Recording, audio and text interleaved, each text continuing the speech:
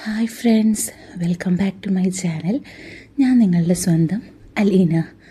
അപ്പോൾ ഇന്ന് ഞാൻ വന്നിട്ടുള്ളത് പുതിയൊരു അടിപൊളി സ്റ്റോറി ആയിട്ടാണേ. കേട്ടാലോ? നല്ല തണുപ്പുള്ളൊരു ശൈത്യകാലം. അങ്ങനെ ഒരു വാരാന്ത്യത്തിൽ സമയം പോകാൻ വേണ്ടി ഞാൻ സിറ്റിയിലെ ഒരു ഷോപ്പിംഗ് മോളിലേക്ക് പോയി. നല്ല തിരക്കുള്ള സായാഹ്നമായിരുന്നു അത്. മോളിലെ പലതരം കടകളിലൂടെ വെറുതെ നടന്നും ഓരോ സാധനങ്ങൾ കണ്ടും ഞാൻ സമയം കളഞ്ഞു. പല പ്രശസ്ത ബ്രാൻഡുകളുടെയും വാച്ചുകൾ നോക്കി നടക്കുന്നതിനിടയിലാണ് തികച്ചും അപ്രതീക്ഷിതമായി ആ കാഴ്ച എൻ്റെ കണ്ണിലുടക്കിയത്. അവിടെ ഒരു കടയുടെ മുന്നിൽ അതിസുന്ദരിയായ ഒരു സ്ത്രീ നിൽക്കുന്നു. അവളെ കണ്ടതും ഞാൻ ശരിക്കും ഞെട്ടിപ്പോയി. എൻ്റെ കണ്ണുകളുടെ ഇമ വെട്ടാൻ പോലും ഞാൻ മറന്നുപോയി. കാരണം ഇതിനു മുമ്പ് എവിടെയോ വെച്ച് അവളെ ഞാൻ കണ്ടിട്ടുണ്ടെന്ന് എൻ്റെ മനസ്സ് പറയുന്നുണ്ടായിരുന്നു. പക്ഷെ എവിടെയാണെന്ന് മാത്രം എത്ര ആലോചിച്ചിട്ടും ഓർത്തെടുക്കാൻ കഴിഞ്ഞില്ല. എന്തായാലും അവളെ എനിക്ക് നല്ല പരിചയമുണ്ടെന്ന് ഞാൻ ഉറപ്പിച്ചു. അവളുടെ വേഷം ആരുടെയും ശ്രദ്ധ പിടിച്ചു പറ്റുന്നതായിരുന്നു.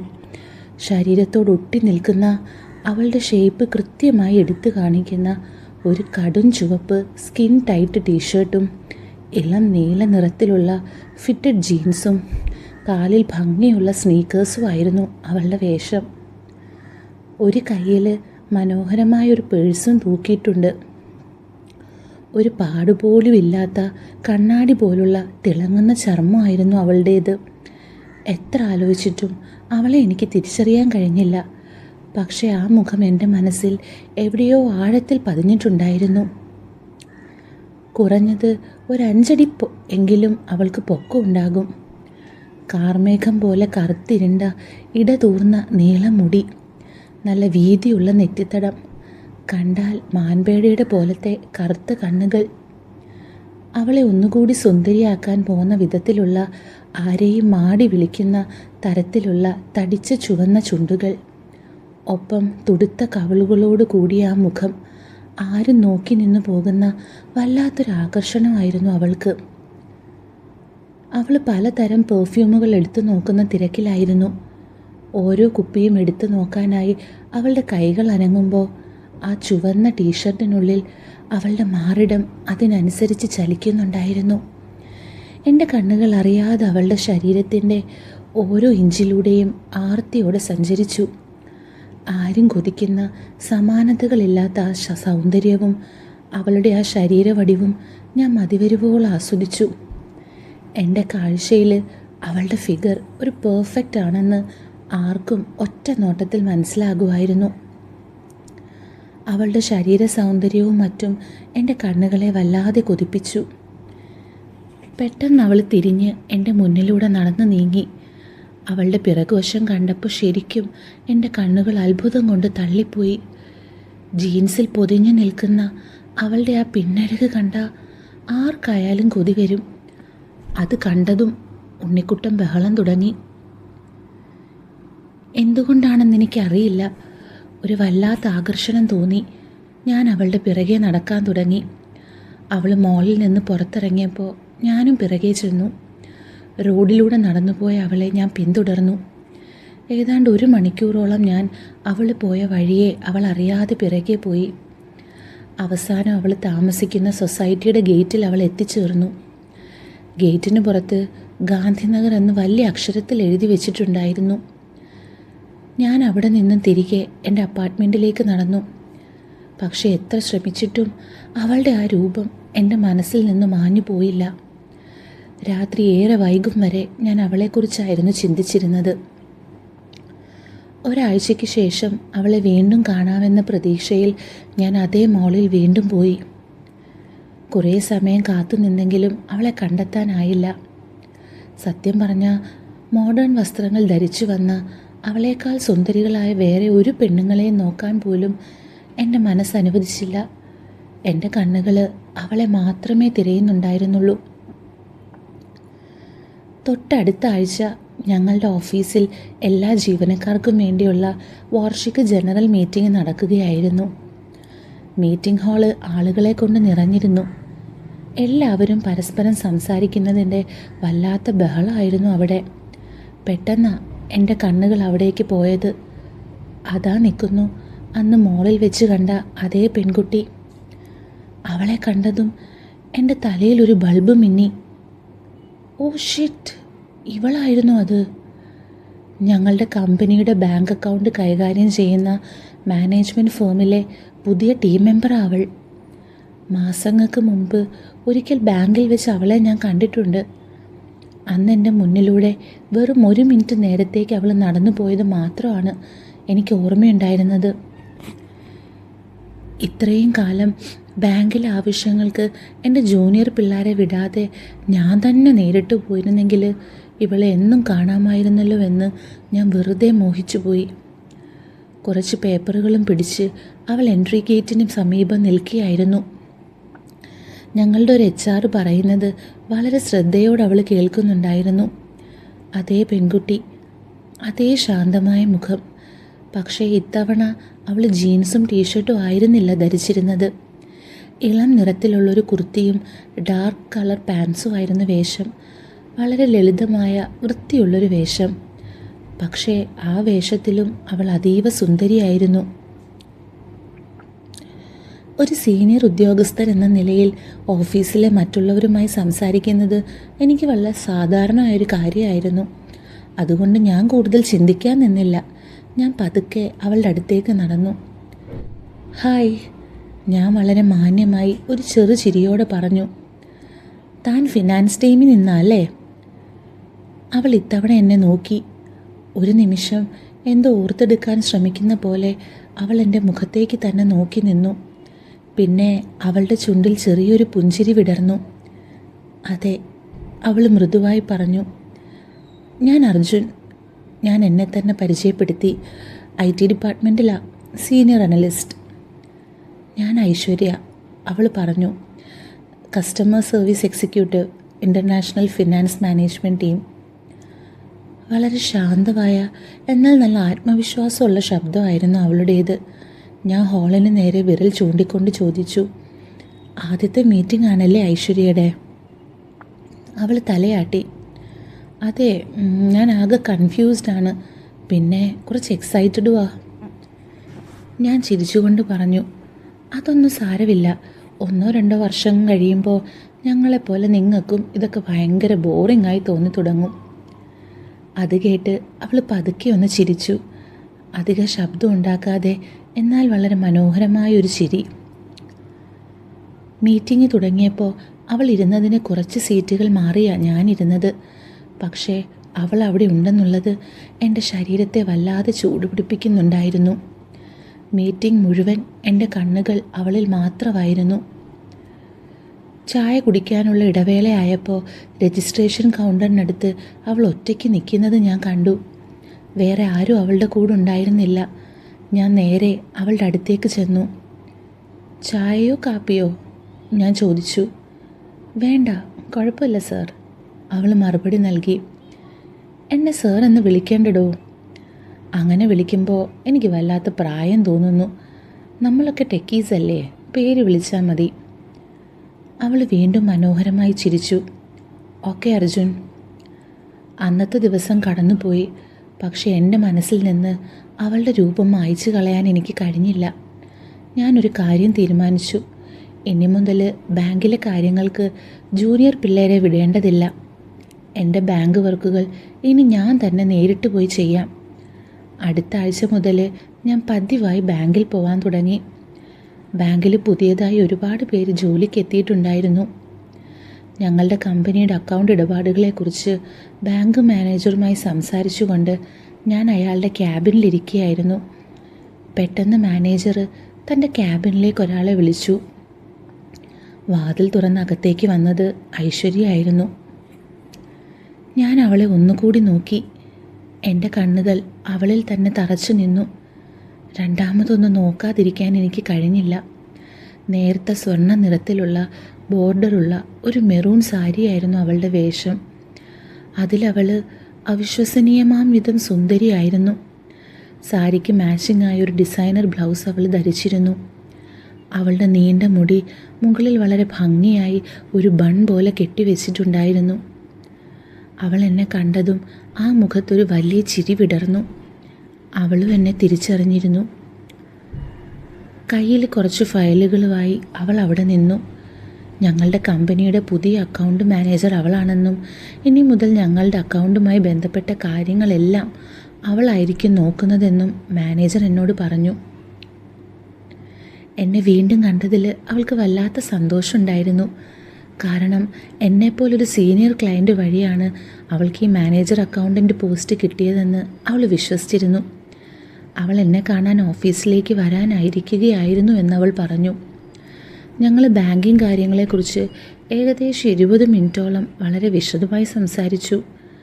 ഞങ്ങളുടെ സംസാരം കഴിഞ്ഞപ്പോൾ അക്കൗണ്ടുമായി ബന്ധപ്പെട്ട് എന്തെങ്കിലും ആവശ്യമുണ്ടെങ്കിൽ എപ്പോൾ വേണമെങ്കിലും വിളിക്കാമെന്ന് പറഞ്ഞ് അവൾ തൻ്റെ മൊബൈൽ നമ്പർ എനിക്ക് നൽകി. ഐശ്വര്യയ്ക്ക് ഏകദേശം 28-29 വയസ്സ് പ്രായം വരും. ഞങ്ങൾ അവിടെ നിന്ന് സംസാരിക്കുമ്പോൾ ഞാൻ എൻ്റെ കണ്ണുകൾ കൊണ്ട് അവളുടെ ശരീരം മുഴുവൻ ഒഴിഞ്ഞെടുക്കുന്നത് അവൾ ശ്രദ്ധിക്കുന്നുണ്ടായിരുന്നു. അങ്ങേയറ്റം സെക്സി ലുക്കുള്ള ഹോട്ടായ ആരെയും മയക്കുന്ന സൗന്ദര്യമുള്ളൊരു പെണ്ണായിരുന്നു അവൾ. വളരെ മൃദുലമായ തൊലി, നല്ല മാംസലമായ ശരീരം, തിളങ്ങുന്ന ചുണ്ടുകൾ, മനോഹരമായ റോസ് നിലമുള്ള കവിളുകൾ, ആരെയും മാടി വിളിക്കുന്ന ആഴമുള്ള കണ്ണുകൾ, ആരും കൊതിക്കുന്ന അങ്കലാവണ്യം. അവളുടെ ശരീരത്തിലെ ഏറ്റവും വലിയ ആകർഷണം അവളുടെ മാറിടം തന്നെയായിരുന്നു. കണ്ടാൽ കണ്ണെടുക്കാൻ തോന്നാത്തത്ര പെർഫെക്റ്റായ ശരീരവടിവ്. അവളുടെ മൃദുലമായ ശബ്ദവും ആ നിഷ്കളങ്കമായ ചിരിയും ആരെയും മയക്കുന്നതായിരുന്നു. അവൾ ഞാൻ നോക്കുന്നത് ശ്രദ്ധിക്കുന്നുണ്ടെന്നറിഞ്ഞിട്ടും എനിക്ക് അവളുടെ ശരീരത്തിൽ നിന്ന് കണ്ണെടുക്കാൻ കഴിഞ്ഞില്ല. സാരിത്തുമ്പിൻ്റെ വിടവിലൂടെ അവളുടെ ബ്ലൗസിൻ്റെ കഴുത്തിറക്കത്തിലേക്ക് ഞാൻ കള്ളക്കണ്ണെറിയുന്നത് അവൾ കയ്യോടെ പിടിച്ചു. പക്ഷെ അവളത് കാര്യമാക്കിയില്ല. അവളുടെ ശരീരത്തിൽ നിന്ന് വരുന്ന ആ മത്ത് പിടിപ്പിക്കുന്ന ഗന്ധവും അവളുടെ ആ ഒരു കൊഞ്ചിച്ചുള്ള സംസാരവും എന്നെ വല്ലാതെ ആകർഷിച്ചിരുന്നു. പിന്നീടുള്ള ദിവസങ്ങളിൽ ഞാൻ ബാങ്കിലേക്കുള്ള യാത്രകൾ വർദ്ധിപ്പിച്ചു. ഓരോ തവണ ബാങ്കിൽ പോകുമ്പോഴും അവളോടുള്ള എൻ്റെ കൊതി കൂടുതൽ കരുത്താർജിച്ചുകൊണ്ടിരുന്നു. അവൾ ഓഫീസിൽ എപ്പോഴും സാരി മാത്രമേ ധരിക്കാറുള്ളൂ. പല നിറത്തിലുള്ള സാരികളിൽ അവൾ കൂടുതൽ സെക്സിയായും അതീവ സുന്ദരിയായും കാണപ്പെട്ടു. ഇതിനു മുമ്പ് സാരി ഇല്ലാതെ ജീൻസിലും കുർത്തിയിലും ഞാൻ അവളെ 2 തവണ മാത്രമേ കണ്ടിട്ടുള്ളൂ. പക്ഷേ വേറെ ഏത് ഡ്രസ്സ് ഇടുന്നതിനേക്കാളും സാരി ഉടുക്കുമ്പോഴാണ് അവൾ കൂടുതൽ ഹോട്ടായി എനിക്ക് തോന്നിയത്. കുറച്ചാഴ്ചകൾ കഴിഞ്ഞപ്പോഴേക്കും ഞങ്ങൾ തമ്മിൽ വളരെ നല്ലൊരു സൗഹൃദം ഉടലെടുത്തു. ഞങ്ങളുടെ പ്രൊഫഷണൽ ബന്ധം വളരെ ദൃഢമായി. ഞങ്ങൾക്ക് ഏറ്റവും മികച്ച സർവീസ് തരാൻ ഐശ്വര്യ എപ്പോഴും പ്രത്യേകം ശ്രദ്ധിച്ചിരുന്നു. സംസാരിക്കുന്നതിനിടയിൽ ഞാൻ അറിയാതെ അവളെ തൊട്ടാലോ എൻ്റെ കൈകൾ അവളുടെ തോളിൽ ഉരസിയാലോ അവൾക്കൊന്നും ഒരു പ്രശ്നവും ഉണ്ടായിരുന്നില്ല. ഞങ്ങൾക്കിടയിൽ വല്ലാത്തൊരു കംഫർട്ട് ലെവൽ ഉണ്ടായിരുന്നു. പലപ്പോഴും സംസാരിക്കുമ്പോൾ അവൾ എൻ്റെ അടുത്തേക്ക് വന്ന് നിൽക്കുമായിരുന്നു. അങ്ങനെ അവൾ എൻ്റെ തൊട്ടടുത്ത് നിൽക്കുമ്പോഴൊക്കെ അവളുടെ ശരീരത്തിൽ നിന്നുള്ള ആ സുഗന്ധം എന്നെ ശരിക്കും ഭ്രാന്ത് പിടിപ്പിച്ചു. നല്ല ചൂടുള്ള അവളുടെ ശരീരത്തിൽ നിന്നുള്ള ആ മത്ത് പിടിപ്പിക്കുന്ന ഗന്ധം ഒരുപാട് നേരം എൻ്റെ കൂടെ തന്നെ ഉണ്ടാകുമായിരുന്നു. ചിലപ്പോഴൊക്കെ അവൾ അവളുടെ ഇഷ്ടാനിഷ്ടങ്ങളെക്കുറിച്ചും വ്യക്തിപരമായ കാര്യങ്ങളെക്കുറിച്ചും എന്നോട് സംസാരിക്കുമായിരുന്നു. അങ്ങനെയാണ് അവൾ വിവാഹമോചിതയാണെന്നും ഭർത്താവുമായി പിരിഞ്ഞ് ഇപ്പോൾ സഹോദരൻ്റെ കൂടെയാ താമസമെന്നും ഞാൻ മനസ്സിലാക്കിയത്. പകരം ഞാൻ എൻ്റെ കാര്യങ്ങളും അവളോട് പറഞ്ഞു. 6 വർഷം മുമ്പ് എൻ്റെ വുഡ്ബി എന്നെ എങ്ങനെയാണ് ചതിച്ചതെന്നും ഇപ്പോൾ ഞാൻ ഒറ്റയ്ക്ക് എൻ്റെ ജീവിതം പൂർണ്ണമായും ആസ്വദിക്കുകയാണെന്നും ഞാൻ അവളോട് പറഞ്ഞു. ദിവസങ്ങൾ കഴിയും തോറും ഞങ്ങൾ കൂടുതൽ അടുത്തു. ഞാൻ എപ്പോഴാണ് ബാങ്കിലേക്ക് വരുന്നതെന്ന് അവളിപ്പോൾ കാത്തിരിക്കാൻ തുടങ്ങിയിരുന്നു. ആ സാമ്പത്തിക വർഷത്തിൻ്റെ അവസാനമായപ്പോൾ അവളുടെ ബാങ്കിങ് ടാർഗറ്റുകൾ തികയാതെ വന്നു. അവൾ എന്നെ വിളിച്ച് താൽക്കാലികമായി എന്തെങ്കിലും FD ചെയ്യാൻ ആവശ്യപ്പെട്ടു. ഞാൻ അവളെ സഹായിച്ചു. അതുകൊണ്ട് അവൾക്ക് എന്നോട് വല്ലാത്തൊരു നന്ദിയും കടപ്പാടും ഉണ്ടായിരുന്നു. ഒരു ദിവസം ഞാൻ മനസ്സിൽ ഉറപ്പിച്ചു, അവളെ എനിക്ക് സ്വന്തമാക്കണമെങ്കിൽ ഞാൻ തന്നെ അടുത്ത പടിയിലേക്ക് കടക്കണം. അന്ന് ഞാൻ പതിവിലും കുറച്ച് നേരത്തെ ബാങ്കിലെത്തി. അവൾ അവളുടെ സീറ്റിലിരിക്കുകയായിരുന്നു. എന്നെ കണ്ടതും അവളൊരു വലിയ ചിരിയോടെ എന്നെ സ്വാഗതം ചെയ്തു. എൻ്റെ കയ്യിലുണ്ടായിരുന്ന ക്യാഷും ചെക്കുകളും അവൾ വാങ്ങി. അവളത് സിസ്റ്റത്തിൽ എൻ്റർ ചെയ്യുന്ന സമയം അവളുടെ സൗന്ദര്യം ആസ്വദിച്ചുകൊണ്ട് ഞാൻ അവളുടെ തൊട്ടടുത്ത് തന്നെ നിന്നു. ഞാൻ അവളോട് ചോദിച്ചു, ഐഷു, താൻ സാരി മാത്രമേ ഇപ്പോഴും ഉടുക്കാറുള്ളൂ? അവൾ എന്നെ നോക്കി ചിരിച്ചുകൊണ്ട് പറഞ്ഞു, ഇപ്പോഴാണോ അർജുൻ ഇതൊക്കെ ശ്രദ്ധിക്കുന്നത്? ഞാൻ കുറച്ചൊന്ന് ഫ്ലേർട്ട് ചെയ്യാൻ ഉദ്ദേശിച്ചുകൊണ്ട് പറഞ്ഞു, അതല്ല, നിന്നെ കാണുമ്പോൾ ഞാൻ മറ്റെല്ലാ കാര്യങ്ങളും മറന്നു പോകുന്നു. അവൾ എന്നെ ഒന്ന് നോക്കി ഒരു നിമിഷം നിർത്തി പുഞ്ചിരിച്ചുകൊണ്ട് പറഞ്ഞു, അതെ, സാരികളാണ് എനിക്ക് ഏറ്റവും ഇഷ്ടം. ഓഫീസ് സമയത്ത് ഞാൻ സാരി മാത്രമേ എടുക്കാറുള്ളൂ. പക്ഷേ പുറത്തു പോകുമ്പോൾ വീട്ടിലോ ആയിരിക്കുമ്പോൾ ഞാൻ മറ്റ് ഡ്രസ്സുകളും ഇടാറുണ്ട്. ഓ ഓക്കെ, ഞാൻ വെറുതെ ചോദിച്ചെന്നേ ഉള്ളൂ. അവൾ എന്നോട് തിരിച്ചു ചോദിച്ചു, അർജുന് സാരി ഇഷ്ടമല്ലേ? ഞാൻ ഉടൻ മറുപടി നൽകി, എനിക്ക് ഭയങ്കര ഇഷ്ടമാണ്. പെണ്ണുങ്ങൾക്ക് ഏറ്റവും ചേരുന്ന വേഷം അതാ. മാത്രമല്ല, നീ സാരിയിൽ എപ്പോഴും സുന്ദരിയുവാ. അവൾ പെട്ടെന്ന് മുഖം തിരിച്ച് എന്നോട് ചോദിച്ചു, വെറും സുന്ദരി മാത്രമാണോ അർജുൻ? ഞാൻ ഉറക്കെ ചിരിച്ചുകൊണ്ട് പറഞ്ഞു, അല്ല, നീ അതിസുന്ദരിയാ, ഭയങ്കര ഹോട്ടാ. എല്ലാറ്റിനും ഉപരി നിന്നെ കണ്ട ആർക്കായാലും കൊതി വരും. അവളുടെ മുഖം പെട്ടെന്ന് ചുവന്നു. അവൾ നാണത്തോടെ പറഞ്ഞു, താങ്ക് യു. ഞാനിതൊന്നും തീരെ പ്രതീക്ഷിച്ചിരുന്നില്ല. പക്ഷേ അർജുൻ എന്നെ മറ്റ് ഡ്രസ്സുകളിൽ കാണാൻ വലിയ താല്പര്യമുണ്ടെന്ന് എനിക്ക് മനസ്സിലായി. ഞാൻ ചിരിച്ചുകൊണ്ട് പറഞ്ഞു, സത്യം പറഞ്ഞാൽ അതെ, ഒന്നും വിചാരിക്കരുത് കേട്ടോ, പ്ലീസ്. വളരെ സ്പോർട്ടിംഗ് ആയ മൈൻഡിൽ അവൾ പറഞ്ഞു, ഇത്തരം കാര്യങ്ങളിൽ ആണുങ്ങൾക്കുള്ള എക്സൈറ്റ്മെൻറ്റ് എനിക്ക് മനസ്സിലാക്കാൻ പറ്റും. അതുകൊണ്ട് ഒരു കുഴപ്പമില്ല. അർജുൻ്റെ തിരക്കുകളൊക്കെ കഴിഞ്ഞിട്ട് സമയം കിട്ടുമ്പോൾ നമുക്കൊരു കോഫി കുടിക്കാൻ കാണാം. ഞാൻ പറഞ്ഞു, നീ തന്നെ സമയവും സ്ഥലവും തീരുമാനിച്ചോ, ഞാൻ അവിടെ എത്തിയേക്കാം. അപ്പോൾ അവൾ ചോദിച്ചു, ഓക്കെ, ഞാൻ എന്ത് ഡ്രസ്സ് ഇട്ട് വരണമെന്ന ആഗ്രഹം? കാര്യങ്ങൾ വളരെ വേഗത്തിലാണ് നടക്കുന്നത്. ഏത് വില കൊടുത്തും ഈ അവസരം നഷ്ടപ്പെടുത്താൻ ഞാൻ തയ്യാറായിരുന്നില്ല. സാരിത്തുമ്പിൻ്റെ വിടവിലൂടെ അവളുടെ വയറിലേക്ക് നോക്കിക്കൊണ്ട് ഞാൻ പറഞ്ഞു, നീ എന്തിട്ടാലും സുന്ദരിയായിരിക്കും. അതുകൊണ്ട് നീ തന്നെ തീരുമാനിച്ചോ. അവൾ തൻ്റെ സാരി വലിച്ച് വയറ് മറയ്ക്കാൻ ശ്രമിച്ചുകൊണ്ട് ചോദിച്ചു, പറ അർജുൻ, എന്നെ ഏതെങ്കിലും വേഷത്തിൽ മനസ്സിൽ സങ്കല്പിച്ചിട്ടുണ്ടാകുമല്ലോ. ഞാൻ അവളുടെ കണ്ണുകളിലേക്ക് തന്നെ നോക്കി. ഞാൻ കുറച്ചുകൂടി അവളുടെ അടുത്തേക്ക് നീങ്ങി നിന്ന് പതുക്കെ ചോദിച്ചു, ആണുങ്ങൾ പെണ്ണുങ്ങളെ ഡ്രസ്സിൽ സങ്കല്പിക്കുമെന്നാണോ നീ വിചാരിക്കുന്നത്? ഇങ്ങനെ ഒരു മറുപടി അവൾ എന്നിൽ നിന്നും തീരെ പ്രതീക്ഷിച്ചിരുന്നില്ല. അവളുടെ കണ്ണുകൾ അത്ഭുതം കൊണ്ട് വിടർന്നു. അവൾ എന്നെ നോക്കി പറഞ്ഞു, oh my god, dirty mind. എന്തായാലും ഞാൻ മെസ്സേജ് ചെയ്യാം. ഞാൻ പറഞ്ഞു, നിൻ്റെ മെസ്സേജിനായി ഞാൻ കാത്തിരിക്കും. ബൈ. ഞാൻ ബാങ്കിൽ നിന്ന് പുറത്തിറങ്ങാൻ തുടങ്ങിയായിരുന്നു. അപ്പോഴവൾ മറ്റൊരു കസ്റ്റമറുമായി സംസാരിക്കുകയായിരുന്നു. എൻ്റെ ഊഴത്തിനായി ഞാൻ വീണ്ടും അവിടെ കാത്തു നിന്നു. അവൾ ഫ്രീ ആയപ്പോൾ എന്നോട് ചോദിച്ചു, എന്താ അർജുൻ? ഞാൻ അവളോട് ചോദിച്ചു, നിനക്ക് ബുദ്ധിമുട്ടില്ലെങ്കിൽ നിൻ്റെ കുറച്ച് ഫോട്ടോസ് എനിക്ക് അയച്ചു തരാവോ? എൻ്റെ ഡിമാൻഡ് കേട്ട് അവൾക്ക് ശരിക്കും അത്ഭുതം തോന്നി. എങ്കിലും അവൾ പറഞ്ഞു, ഓക്കെ, ഞാൻ നോക്കട്ടെ. ഞാൻ ബാങ്കിൽ നിന്ന് പുറത്തിറങ്ങി അവളുടെ മെസ്സേജിനായി കാത്തിരുന്നു. പക്ഷേ ആ ദിവസം മുഴുവൻ കഴിഞ്ഞിട്ടും അവൾ എനിക്ക് മെസ്സേജ് അയച്ചില്ല. എൻ്റെ അത്യാഗ്രഹം കാരണം ഞാൻ എല്ലാം കുളവാക്കിയെന്ന് എനിക്ക് തോന്നി. അടുത്ത കുറച്ച് ദിവസത്തേക്ക് ഞാൻ ബാങ്കിലേക്ക് പോയതുമില്ല. അങ്ങനെ ഞങ്ങൾക്കിടയിൽ വല്ലാത്തൊരു നിശബ്ദത വന്നു. ഞങ്ങൾ രണ്ടുപേരും അങ്ങോട്ടും ഇങ്ങോട്ടും മെസ്സേജ് അയച്ചില്ല. അതൊരു വെള്ളിയാഴ്ചയായിരുന്നു. സമയം രാത്രി 7:30 കാണും. ഓഫീസിലെ മിക്കവാറും എല്ലാവരും പോയി കഴിഞ്ഞിരുന്നു. എൻ്റെ വീക്കെൻഡ് കുളമാവാതിരിക്കാൻ വേണ്ടി ഒരു പ്രൊജക്റ്റ് തീർക്കുന്ന തിരക്കിലായിരുന്നു ഞാൻ.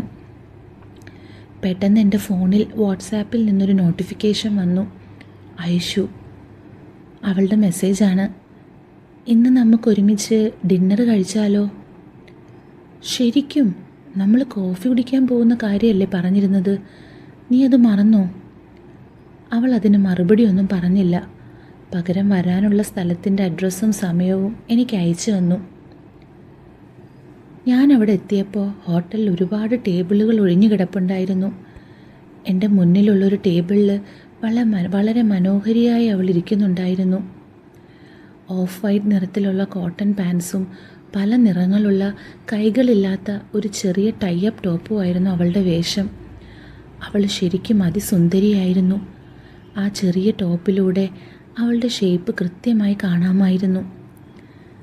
ഞാൻ പോയി ടേബിളിലിരിക്കുന്നത് വരെ അവൾ എന്നെ തന്നെ നോക്കിക്കൊണ്ടിരുന്നു.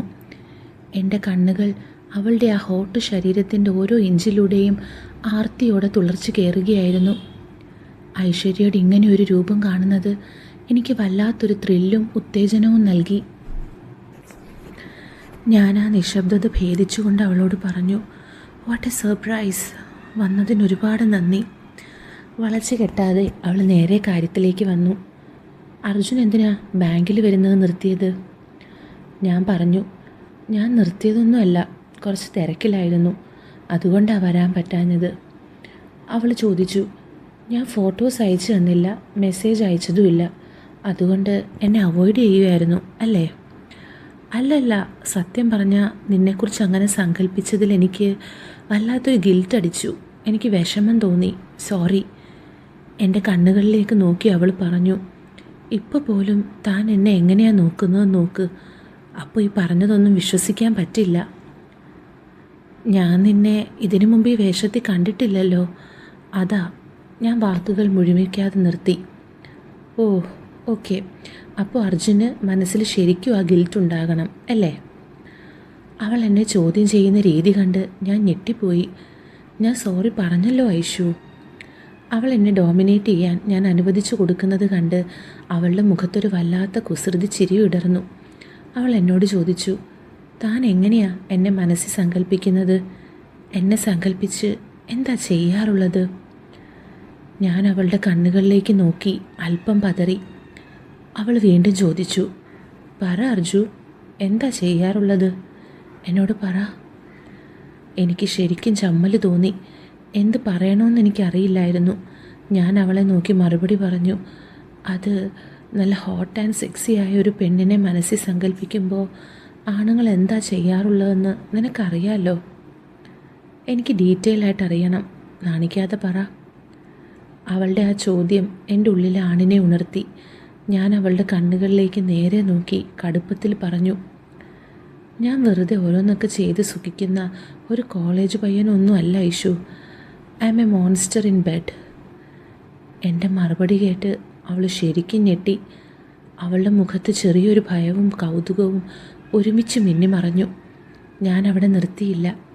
എൻ്റെ കൈ അവളുടെ കൈക്ക് മുകളിൽ ഉറപ്പിച്ചു വെച്ചുകൊണ്ട് ഞാൻ വീണ്ടും പറഞ്ഞു, പെണ്ണുങ്ങളെ ബെഡിക്കിടത്തി. അവൾ എന്നോട് ചോദിച്ചു, കിടത്തി? തുടങ്ങിയാൽ ഞാൻ നിർത്താറില്ല ഐഷു. അത് കേട്ടതും അവളുടെ കണ്ണുകൾ വിടർന്നതുപോലെ എനിക്ക് തോന്നിയോ? അപ്പോൾ ഇതിൻ്റെ ബാക്കി വരുന്നൊരു അടിപൊളി പാർട്ട് നമ്മുടെ ജൂലൈ ഓഗസ്റ്റ് പ്രീമിയം ടെലഗ്രാം ചാനലിലായിരിക്കും ഉണ്ടാവുക. അപ്പോൾ അത് കേൾക്കാൻ താല്പര്യമുള്ളവർ ചാനലിൽ ജോയിൻ ചെയ്തിട്ട് ബാക്കി കേൾക്കണം. അപ്പം നിങ്ങൾക്ക് ചാനലിൽ ജോയിൻ ചെയ്യാൻ വേണ്ടിയിട്ട് എനിക്ക് മെസ്സേജ് ചെയ്യാനുള്ളൊരു ഡയറക്റ്റ് ലിങ്ക് ഞാൻ ഡിസ്ക്രിപ്ഷനിലോ കമൻറ്റ് ബോക്സിലോ കൊടുത്തേക്കാം.